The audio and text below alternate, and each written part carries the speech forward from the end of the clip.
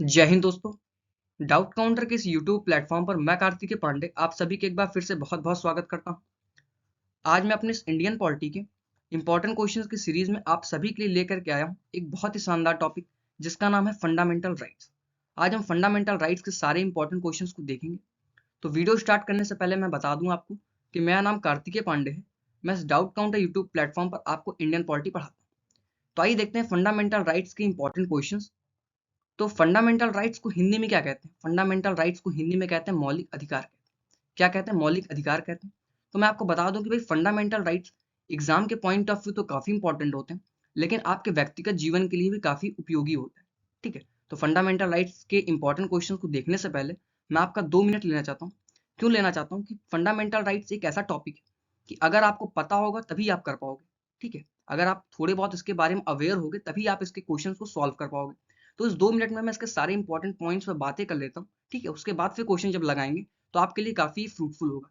ठीक है, तो बात आती है भाई फंडामेंटल राइट्स होता क्या। तो भाई फंडामेंटल राइट्स को भाई हम कह सकते हैं हिंदी में क्या, मौलिक अधिकार कह सकते हैं।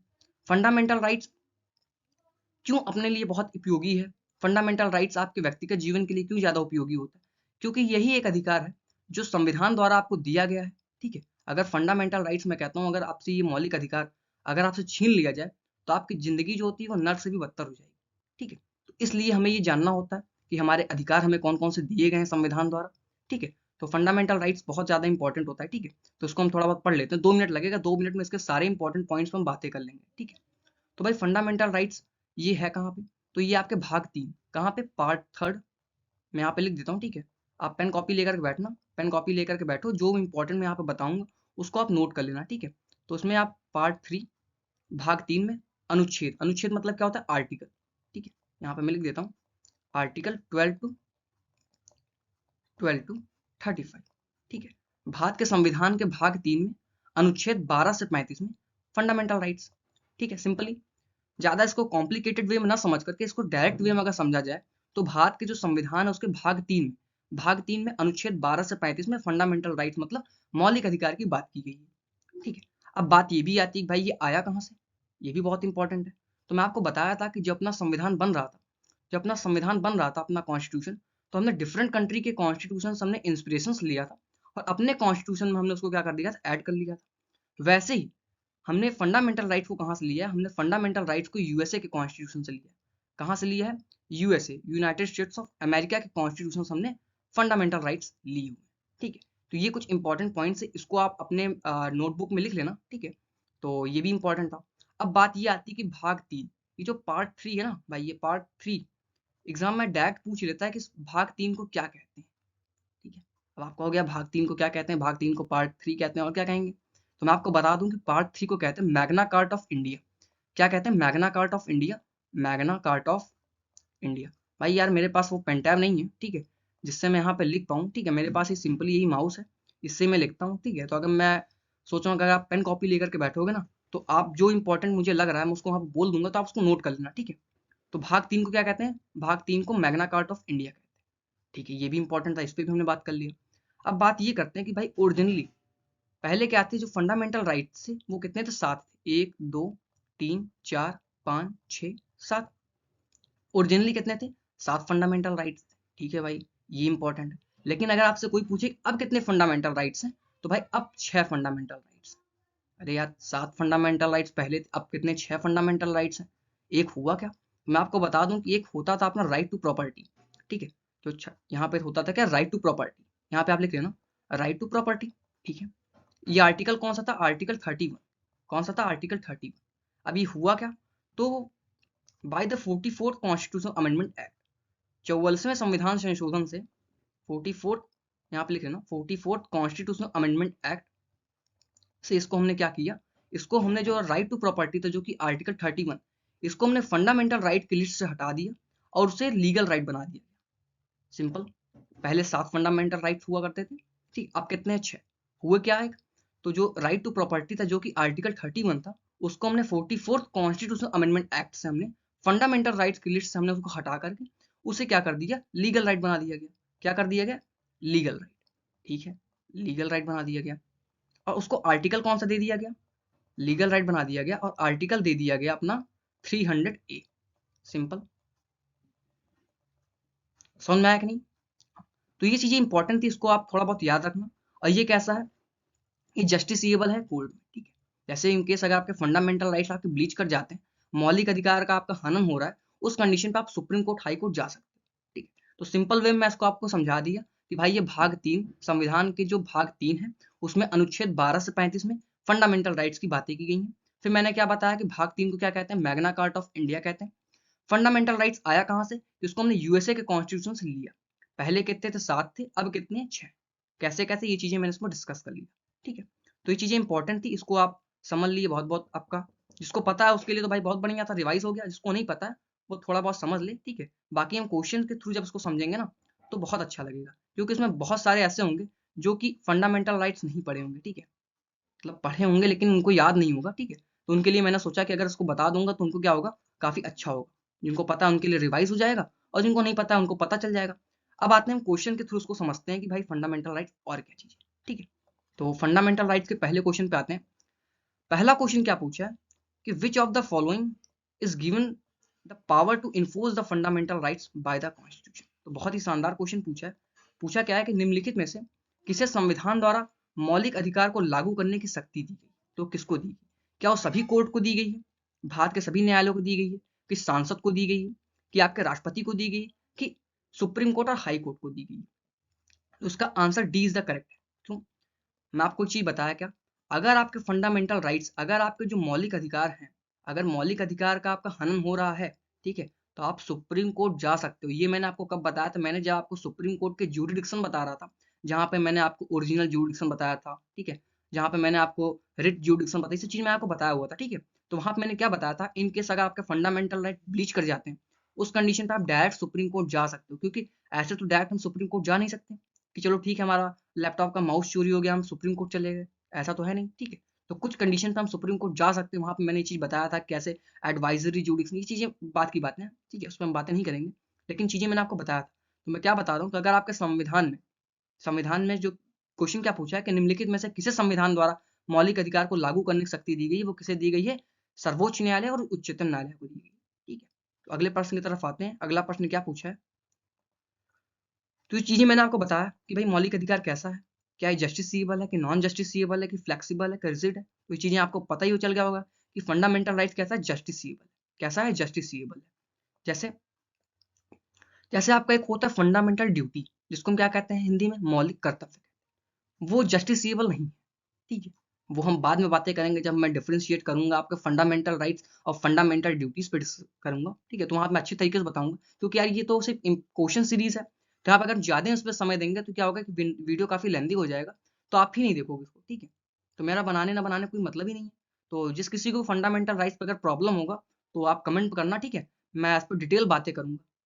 अगर आप नहीं भी कमेंट करोगे तो मैं एक आध दो दिन में फंडामेंटल राइट्स की डिटेल में अच्छे से एक लेक्चर तैयार करूंगा, जहां पे मैं सिंपल वे में यहाँ पे बातें करूंगा, ठीक है। अगले प्रश्न की तरफ आते हैं। तो अगला प्रश्न क्या पूछा है, अब देखो, अब अगला प्रश्न क्या पूछ लिया है कि जो आपका मौलिक अधिकार है वो निलंबित किया जा सकता है। अच्छा, कि प्रधानमंत्री के आदेश पर निलंबित किया जा सकता है, कि राष्ट्रपति की इच्छा पर निलंबित किया जा सकता है, कि आपातकाल के दौरान निलंबित किया जा सकता है। तो ये भी बहुत इंपॉर्टेंट क्वेश्चन है। यहाँ पे मैं आपको बता दूं कि जितने भी क्वेश्चन यहाँ पे मैं कराऊंगा, वो सारे आपके प्रीवियस ईयर क्वेश्चन ही यहाँ पे कराऊंगा। ऐसा नहीं कि मैं कहीं से क्वेश्चन उठा करके आपको यहाँ पे करा दिया, ठीक है। प्रीवियस ईयर सारे क्वेश्चन हैं, और आपको पता ही होगा भाई कि पेपर हमेशा हर साल क्या कहते हैं, रिपीट होता ही रहता है, ठीक है। तो अगर आप इसको पढ़ लोगे तो आपके लिए काफी अच्छा होगा, ठीक है। अब बात आती है भाई मौलिक अधिकार कैसा है, तो उसमें डी करेक्ट है। मैं इस पर बात करता हूँ। मौलिक अधिकार जो होता है वो आपातकाल के दौरान हम निलंबित किया जा सकता है, लेकिन इसमें भी एक्सेप्शन आता है कि आर्टिकल 20 एंड 21, यहाँ पे आप लिख लेना, आर्टिकल 20 एंड 21 ये सस्पेंड नहीं, ठीक है। इस पे हम बाद में बात करेंगे जब मैं फंडामेंटल राइट्स के डिटेल वीडियो बनाऊंगा तब। लेकिन आप थोड़ा बहुत उसको समझ लेना कि मौलिक अधिकार है, वैसे तो मौलिक अधिकार आपातकाल के दौरान निलंबित किए जाते हैं, ठीक है। Fundamental right can be suspended during emergency, लेकिन एक एक्सेप्शन क्या होता है कि article 20 and 21 can not be suspended during emergency. Okay, are you getting my points? अगले प्रश्न की तरफ आते हैं। अगला प्रश्न क्या पूछा है, देखो ऐसे ही सिंपल सिंपल क्वेश्चन पूछ रहे हैं आप, ऐसा नहीं कि कोई बहुत ही ज्यादा इसमें हमने डिटेल में हमने जाना, लेकिन देखो अगर आपको पता है तभी आप कर पाओगे। जैसे ये वाला क्वेश्चन है कि under which article of the constitution of India fundamental rights has been provided to the citizen. क्या है कि भारत के संविधान के किस अनुच्छेद के अंतर्गत नागरिकों को मौलिक अधिकार प्रदान किए गए हैं? तो वो कौन कौन से हैं? आपको पता होगा, मैंने सिंपल ही पहले बता दिया कि आर्टिकल 12 टू 35। आर्टिकल 12 टू 35, अगर भाग पूछे तो भाग 3 में किसकी बात की गई है? मौलिक अधिकार की बात की गई। सिंपल। तो देखो, मैंने इसीलिए आपको आगे 2 मिनट आपका लिया। आप सोच रहे हो कि 2 मिनट में किस लिए लिया, तो वही इसलिए लिया था कि अगर आपको पता है तभी आप कर पाओगे। अगर आपको मान लो पता भी था तो आपने आगे रिवाइज कर लिया, पहली चीज तो आपको ये फायदा हो गया। रिवाइज करने से क्या होगा कि आप जब क्वेश्चन कर रहे हो तो आपको समझ में आ रहा है कि हाँ, हमने वो चीज यहाँ पे पढ़ा था, इस टाइप से क्वेश्चन यहाँ पे पूछता है। ठीक है, अगले प्रश्न की तरफ आते हैं। अब देखो, अगला प्रश्न क्या पूछा है कि in which article of the constitution equal protection of life provided. चलो ठीक है, संविधान के किस अनुच्छेद में कानून का समान संरक्षण प्रदान किया गया? अब भाई ये क्वेश्चन अगर आप तभी कर पाओगे जब आपको सारे आर्टिकल्स पता होंगे। ये क्वेश्चन आप तभी कर पाओगे जब आपको सारे आर्टिकल्स पता होंगे। पता है तो ठीक है, नहीं पता है तो 2 4 5 10 आर्टिकल यहाँ पे हम बातें कर भी लेंगे इसी बहाने। तो जब आप फिर से जब वीडियो देखोगे तो आपको समझ में आता रहेगा। ठीक है, जैसे आर्टिकल 12 किसकी बात करता है? आर्टिकल 12 बात करता है डिफिनीशन ऑफ स्टेट की बात करता है। तो डिफिनीशन ऑफ स्टेट की बात करता है तो भाई ये तो सही होगा नहीं। यहाँ पे लिख लेना डिफिनीशन ऑफ स्टेट। आर्टिकल 21 किसकी बात करता है? बताओ, आर्टिकल 21 किसकी बात करता है? Protection of life and personal liberty की बात करता है। तो ये तो होगा नहीं। आर्टिकल 14, आर्टिकल 14 क्यों? Equality before law, equal protection of law. Article 14 किसकी बात करता है? इक्वल प्रोटेक्शन ऑफ लॉ की बात करता है। ठीक है, आर्टिकल 21 है तो आप सभी को पता होगा कि आर्टिकल 21 एक क्या है? Right to education. ये सारे आर्टिकल्स आपको मैंने बता दिए। अगर आप पेन कॉपी लेकर, मुझे पता है कि आप लोग पेन कॉपी लेकर के नहीं बैठे हो। ठीक है, मुझे पता है, मैं 100% हूँ। बहुत कम ही लोग पेन कॉपी लेकर के बैठे होंगे, नहीं तो सब लोग अपना सिर्फ मोबाइल के सामने देख करके स्क्रीनशॉट खच खच मार रहे होंगे। ठीक है, तो अगर पेन कॉपी लियो तो भाई ले लो। ठीक है, यहाँ पे वीडियो रोक करके, क्योंकि लाइव तो है नहीं कि चल जाएगा आगे चला जाएगा। ठीक है, तो आर्टिकल 12 किसकी बात करता है? मैंने बता दिया। 14, आर्टिकल 12 किसकी बात करता है? डिफिनेशन ऑफ स्टेट्स की बात करता है। 21 बता ही दिया। 14 है ही है, 21 है राइट टू एजुकेशन। ठीक है, अगले प्रश्न की तरफ आते हैं। अगला प्रश्न क्या पूछा है? अब देखो, अगला प्रश्न ये पूछा है कि in the Indian constitution right to equality is granted by 5 article. ठीक है भैया, दे आर। इसको हिंदी में भी बहुत सारे ऐसे लोग होंगे जो कि हिंदी में पढ़ रहे होंगे, तो हिंदी वाले के लिए क्या है कि भाई भारत के संविधान में, भारतीय संविधान में समानता का अधिकार तो हमें पता है भाई, समानता का अधिकार दिया है, right to education, right to equality. ठीक है, राइट टू इक्वलिटी है, राइट टू फ्रीडम, ये सब चीजें पता है आपको। अभी आगे बात कर लेंगे इसके हम। ठीक है, क्योंकि उसमें समझ लेंगे कौन कौन से आर्टिकल किसमें किसमें। ठीक है, पूछा क्या है कि भारतीय संविधान में समानता का अधिकार 5 अनुच्छेदों द्वारा प्रदान किया गया है। वो तो सही बात है, लेकिन वो कौन कौन से अनुच्छेद हैं? क्या वो 16 से 20 है, कि 15 से 19 है, कि 14 से 18 है, कि 13 से 17? तो जिसको पता है वही कर पाएगा। ठीक है, नहीं पता है तो आप पता कर लो कि right to equality, right to equality आपकी आर्टिकल 14 टू 18 है। ठीक है, राइट टू इक्वलिटी आर्टिकल अनुच्छेद 14 से 18, राइट टू इक्वलिटीज की बात। ठीक है, यहाँ पे हम डिटेल बात नहीं करेंगे 14 क्या है, 15 क्या है, वो सब बात कब करेंगे? जब मैं अगला लेक्चर लाऊंगा। ठीक है, फंडामेंटल राइट्स की डिटेल, क्योंकि यार वो बहुत इंपॉर्टेंट है। इंपॉर्टेंट मैंने आपको बता ही दिया क्यों है, क्योंकि अगर आपको अपने अधिकार नहीं पता है तो आपका शोषण होगा। जिसको अधिकार पता है उसका कभी शोषण नहीं हो सकता, मैं ये जानता हूँ। ठीक है, तो अपने अधिकार को आप जानो, संविधान द्वारा आपको अधिकार दिए गए, उसको आप पालन करो। ठीक है, अगले प्रश्न की तरफ आते हैं। अगला प्रश्न क्या पूछ लिया है कि which provision of fundamental rights is directly related to the exploitation of child. बताओ, ये कौन सा क्वेश्चन है?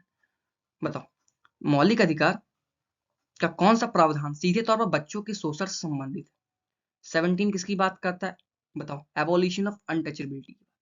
आर्टिकल 18 किसकी बात करता है? एबोलिशन ऑफ टाइटल्स की बात करता है। तो यहाँ पे पूछा क्या है? यहाँ पूछा एक्सप्लॉयटेशन ऑफ चाइल्ड। तो एक्सप्लॉयटेशन ऑफ चाइल्ड किसकी बात करता है? वो आपका आर्टिकल 24 किसकी बात करता है? आर्टिकल 24 की बात करता है। आर्टिकल 24 में क्या है? Exploitation of children. ठीक है, तो देखो, अगर आप क्वेश्चन तभी इसका देखो, एमसीक्यूज के केस में क्या होता है कि अगर आपको पता है तभी आप लगा पाओगे, नहीं भी पता है तो आप क्या कर सकते हो भाई, आप 2 3 आर्टिकल अगर आपको पता है तो आप उसमें क्या करोगे भाई? 17 अगर हमें पता है, 18 पता है, ठीक है, 23 पता है, तो अगर हमें 24 नहीं भी पता है तो भाई अंदाज लगा लो भाई 24 ही होगा। ठीक है, इस तरीके से एमसीक्यूज करने के तरीके होते हैं। ठीक है, तो अगले प्रश्न की तरफ आते हैं। अगला प्रश्न क्या पूछा है कि अरे हाँ, under what provisions of the constitution untouchability has been abolished. तो संविधान के किस प्रावधान के तहत एबोलिशन ऑफ, क्या पूछा है, अनटचेबिलिटी, एबोलिशन ऑफ अनटचेबिलिटी। तो मैंने आपको ऊपर ही बता दिया था कि आर्टिकल 17 किसकी बात करता है, आर्टिकल 17 बात करता है एबोलिशन ऑफ अनटचेबिलिटी की बात करता है। तो भैया यहाँ पे 7C is the correct option. ठीक है, इसमें आंसर भी आ गया डायरेक्ट। तो लेकिन ये कि ऊपर मैंने बता दिया ना, तो आपको इतनी जल्दी तो भूल नहीं पाओगे। इतनी जल्दी भूल गए क्या? ऊपर मैंने बात कर ली कि आर्टिकल 17 किसकी बात करता है, एबोलिशन ऑफ अनटचेबिलिटी की बात करता है। तो वही पूछ लिया यहाँ पे क्वेश्चन, तो सी इज द करेक्ट ऑप्शन। ठीक है, तो देखो सिंपल सिंपल क्वेश्चन पूछ, ज्यादा इसमें कोई डिटेल में नहीं है, लेकिन भाई सिंपल भी इसको नहीं कह सकते। क्यों नहीं कह सकते कि यार इसमें सारे आर्टिकल्स में याद करना है भाई, 12 से 35 तक पता होगा तभी आप कर पाओगे। ऐसा तो है नहीं कि आप हवे मार दिए टिक। ठीक है, सिंपल होता है, बस ये आपको पता होनी चाहिए वो सारे आर्टिकल्स। अगर नहीं पता है तो मैं सिंपल वे में सारे इसके आर्टिकल वहां पे जब फंडामेंटल राइट्स पढ़ाऊंगा ना, तब मैं अच्छे से बात करूंगा। अब देखो वही क्वेश्चन फिर पूछ लिया घुमा फिरा के कि भारतीय संविधान के अनुच्छेद 17 किससे संबंधित है। मैं बताया ना, एबोलिशन ऑफ अनटचेबिलिटी की बात करता है। तो आर्टिकल 17, तो आर्टिकल 17 बहुत ज्यादा इंपॉर्टेंट है, इसको आप याद रखना। ठीक है, जो लोग पहली बार अपने इस चैनल पे आए हो ना, प्लीज इसको लाइक करना, ठीक है, शेयर कर लो और कमेंट करना कैसा लगा आपको। ठीक है, क्योंकि कमेंट करते हो तभी मुझे समझ में आता है कि यार कैसा लगा आपको। ठीक है, अगर आपको कुछ प्रॉब्लम आ रही होगी मेरे समझाने में, आपको समझने में, तो उसमें हम थोड़ा बहुत इंप्रूवमेंट करते रहेंगे। ठीक है, हम ऐसे तो बड़ी टीचर तो है नहीं कि हाँ ठीक है मुझे बहुत सारे 25-50 साल का एक्सपीरियंस है। ठीक है, तो आप ही से सीखेंगे, आप ही पे करेंगे। ठीक है, और जो हो सकता है अपना करेंगे। ठीक है, तो आर्टिकल 17 पूछा था, आर्टिकल 17 किसकी बात करता है, एबोलिशन ऑफ अनटचेबिलिटी की बात करता है। ठीक है, अगले प्रश्न की तरफ आते हैं। तो अगला प्रश्न क्या पूछा है, देखो अगला प्रश्न पूछ लिया है, which article of the constitution of Indian Republic related to the protection of life and personal liberty। ठीक है, मैंने पहली बात कर लिया था भैया आर्टिकल 21, क्या बात कर लिया था, आर्टिकल 21 पहले मैंने बात कर लिया था, life, protection of life and personal liberty. ठीक है, तो देखो 2 4 5 अगर आर्टिकल में पता है ना तो आप कर लोगे। ठीक है, आगे आते, अब बात ये आती है भैया मौलिक अधिकार का संरक्षक कौन है। ठीक है, मान लो हमारा फंडामेंटल राइट्स, हमसे मौलिक अधिकार का मेरा हनन हो रहा है, मैं किसके पास जाऊंगा? क्या मैं भाग जाऊंगा, क्या कहते हैं, अपने ग्राम प्रधान के पास, कि भाग जाऊंगा मैं क्या कहते हैं वहाँ के विधायक के पास, कि राष्ट्रपति के पास जाऊँ, किसके पास जाऊंगा भाई? ये कौन मेरा संरक्षक है? अगर मेरा फंडामेंटल राइट्स मेरा ब्लीच कर रहा है, मौलिक अधिकार का मेरा हनन हो रहा है, तो मैं किसके पास जाऊंगा?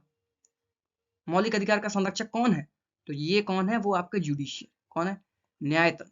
न्यायतंत्र, मैंने क्या बताया था कि अगर आपके फंडामेंटल राइट्स मौलिक अधिकार का हनन हो रहा है तो आप डायरेक्ट सुप्रीम कोर्ट जा सकते हो। ठीक है, ऐसा नहीं है कि आप पहले जाओगे डिस्ट्रिक्ट कोर्ट, अपील करोगे, वहां से अगर आप सेटिस्फाई नहीं होते उनके जजमेंट से, देन आप हाई कोर्ट पे अपील, तो ये सब कंडीशन आप डायरेक्ट सुप्रीम कोर्ट जा सकते हो। ठीक है, ये चीजें मैंने आज सुप्रीम कोर्ट जब टॉपिक पढ़ा रहा था तो वहां पे मैंने डिस्कस अच्छे तरीके से पे किया था। ठीक है, तो वही चीजें, ये चीज हमें पता होनी चाहिए। अब मान लो मेरे मौलिक अधिकार का हनन हुआ, मुझे पता ही नहीं किसके पास जाना है, मैं चला गया प्रधान के पास, भैया मेरा मौलिक अधिकार का मेरा हनन हो रहा है, मुझे मिला था कि राइट टू स्पीक, मैं बोल दिया, मुझे बोलना नहीं, मुझे बोलने का अधिकार मुझसे छीन लिया गया है, मैं बोल नहीं पा रहा हूँ कहीं, तो आप प्रधान के पास गए, तो प्रधान क्या करेगा भैया, आपको कहेगा भैया जा घरे, जा घरे जोन बाटे तो का बोले का मौका दिया जाए।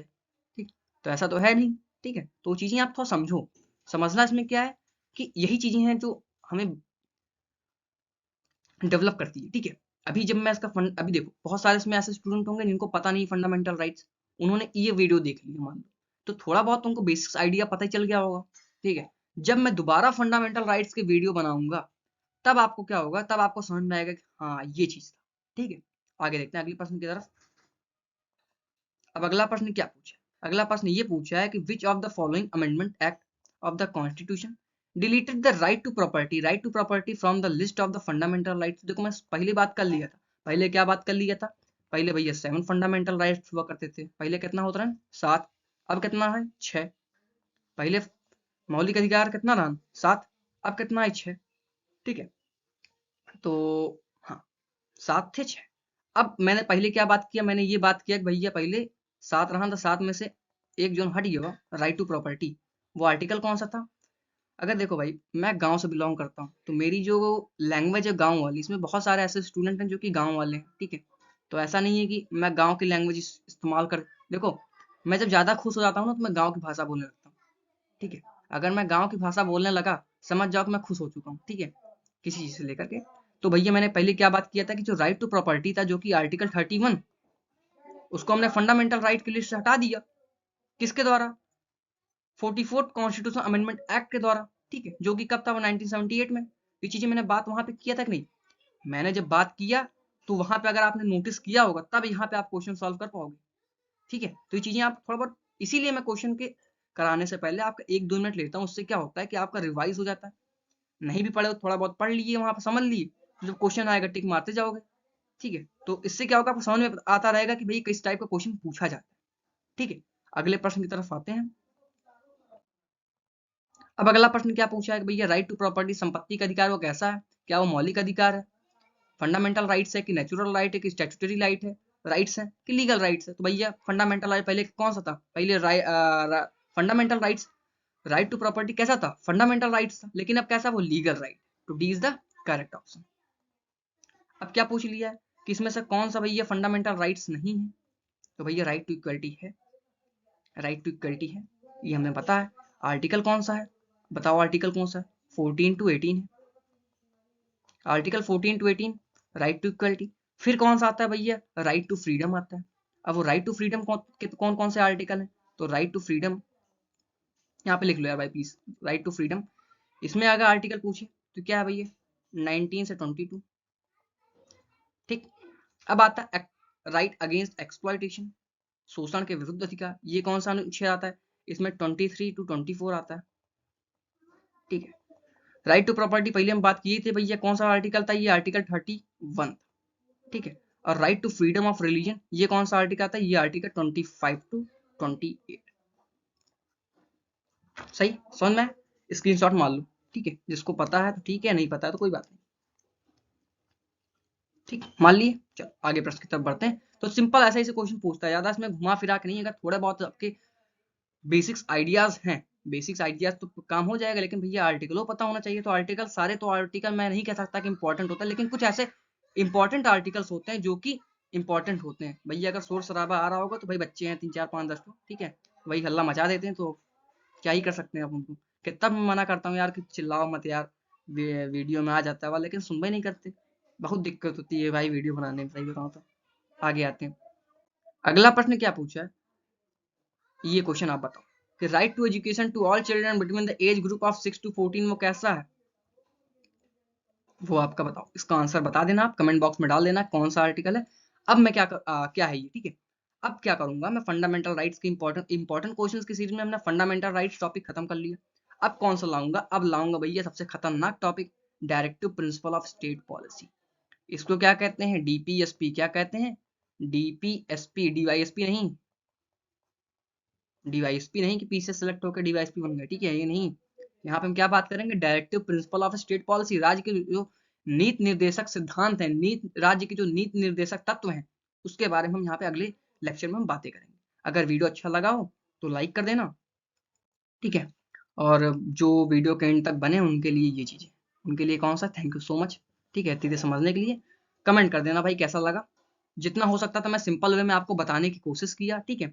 और वीडियो अच्छा लगे तो लाइक करना, कमेंट करना, शेयर करो आपस में, ठीक है। क्योंकि अभी नया नया यूट्यूब चैनल है, आप देख ही रहे हो कितने सब्सक्राइबर हैं। तो सब्सक्राइबर हो जाते ना, मैं बताता हूँ, मैं गारंटी लेता हूँ, इतने बेस्ट बेस्ट फैकल्टी यहाँ पे लाऊंगा, वो भी सिलेक्टेड। ठीक है, बस ये इतने अभी कोई आना नहीं चाहता भाई। मेरे रिश्तेदारों में बहुत सारे सिलेक्टेड हैं, सीजीएल सिलेक्टेड सभी लोग हैं, ठीक है। मैं बातें करूंगा उनसे, लेकिन क्या है कि अभी अब नया नया काम है, तो नया नया काम में उनसे मैं कहूँ भैया आप हमारे यहाँ पढ़ा दीजिए, तो समझ रहा, कोई नहीं आएगा, समझे। एक है रिंकी मैम है, वो सपोर्ट कर रही हैं बहुत ज़्यादा। आपको पढ़े होगे आप उनसे, ठीक है, पढ़े होगे तो अच्छा है। जियोग्राफी पढ़ाती मस्त, ठीक है, एमए है जियोग्राफी से, उनसे पढ़ना, ठीक है। तब तक के लिए थैंक यू सो मच। जय हिंद, जय भारत।